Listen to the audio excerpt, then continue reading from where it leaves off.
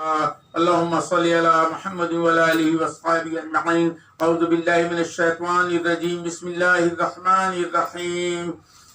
فتبينوا ولا تقولوا لمن ألقى إليكم السلام لست مؤمنا. السلام علیکم ورحمۃ اللہ وبرکاتہ. اللہ تعالیٰ نے سورہ نساء کی آیت نمبر 94 میں ارشاد فرمایا کہ کوئی اگر تمہیں سلام کرے تو اس سے یہ نہ کہو کہ تو مومن نہیں ہے، مسلمان نہیں ہے، بلکہ تحقیق کرو. فتبینوا، اللہ تعالیٰ نے حکم دیا. اور ناظرین، قرآن کے اس حکم سے ہمیں سمجھ لینا چاہیے کہ بنا تحقیق کسی کو گمراہ کہنا یا گمراہ سمجھنا اللہ کی کھلی نافرمانی ہے. سورہ النحل کی آیت نمبر 125 میں بھی اللہ رب العزت نے فرمایا کہ تمہارا رب جانتا ہے کون گمراہ ہے اور کون راہ پر ہے، تم نہیں جانتے. اور ناظرین، کیونکہ ایمان اور کفر پوشیدہ عمل ہے، کس کے دل میں کتنا ایمان ہے کتنا کفر ہے سوائے اللہ کے کوئی نہیں جانتا.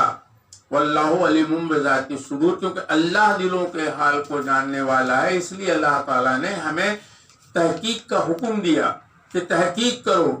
اور ناظرین، آپ صلی اللہ علیہ وسلم اس لیے جانتے تھے کہ کون منافق ہے، کیونکہ اللہ پاک آپ صلی اللہ علیہ وسلم کو وحی کے ذریعے علم عطا فرما دیتا تھا.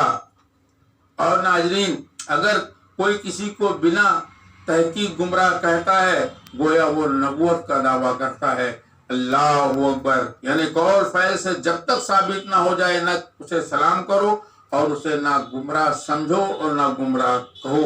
عالمگیری 855 مرتد کے فتویٰ بھی ہے کہ اگر کسی میں 99 علامتیں کفر کی دکھے ایک ایمان کی تو اسے ایمان کی طرف لاؤ حق بتا کر. یہی فتویٰ اعلیٰ حضرت رحمۃ اللہ علیہ کا بھی ہے. آپ صلی اللہ علیہ وسلم فرماتے ہیں اگر کسی نے کسی پکے مسلمان کو مرتد کہا تو دو میں سے ایک مرتد ہو جائے گا. اللہ اکبر. آپ صلی اللہ علیہ وسلم فرماتے ہیں لا تدخلوا جنہ حتی تؤمنوا ولا تؤمنوا حتی تحابوا. آپ صلی اللہ علیہ وسلم نے فرمایا تم جنت میں اس وقت تک داخل نہیں ہو سکتے جب تک تم مومن نہ بن جاؤ، اور تم مومن اس وقت تک نہیں بن سکتے جب تک آپس میں محبتیں نہ کر لو. آپ صلی اللہ علیہ وسلم نے فرمایا اولا ادلکم علی شیء اذا فعلتموہ تحاببتم. آپ صلی اللہ علیہ وسلم نے فرمایا کیا میں تمہیں ایسی چیز نہ بتاؤں جو تمہیں آپس میں محبت پیدا کر دے؟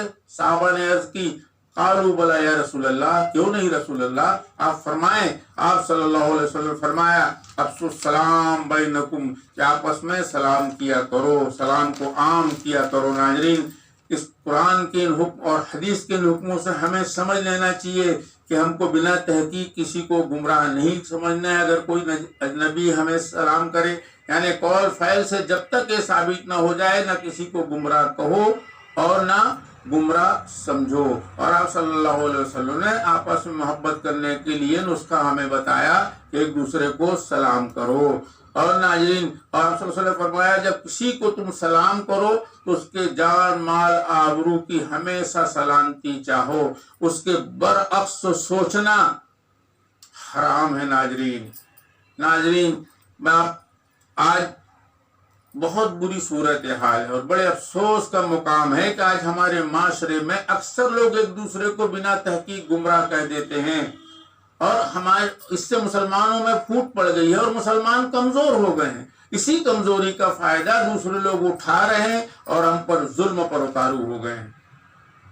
اور ناظرین، جو لوگ اپنے آپ کو اچھا کہتے ہیں اور دوسرے کو برا اور گمراہ کہتے ہیں ان کے لیے سورہ نجم کی آیت نمبر 32 میں اللہ تعالیٰ نے فرمایا کہ میرے بندو میں نے تمہیں مٹی سے پیدا کیا اور میں تمہیں تب سے جانتا ہوں جب تم اپنی ماں کے پیٹ میں تھے تو اپنے آپ کو نیک نہ بتاؤ، تمہارا رب جانتا ہے کون نیک ہے. اور سورہ نور کی آیت نمبر 19 میں بھی اللہ رب العزت نے فرمایا کہ جو لوگ مسلمانوں میں آپس میں برائی پھیلاتے ہیں ان کے لیے دنیا آخرت دونوں میں عذاب ہے. دنیا کا عذاب کا مطلب یہ ہے کہ اسلامی حاکم اس کو سزا دے، اور آخرت میں اللہ برائی پھیلانے والے جو مسلمانوں میں برائی پھیلاتا ہے اللہ اس کو آخرت میں بھی سزا دے گا. تو میں تمام اسلامی بھائی بہنوں سے گزارش کرتا ہوں کہ توبہ کریں اللہ سے اور آپس میں لڑنا اور لڑانا بند کریں اور ایکتا قائم کریں. جتنی اچھی باتیں ہوئی اللہ اور رسول کی جانب سے اس میں کمیاں میری جانب سے میں اس سے توبہ کرتا ہوں.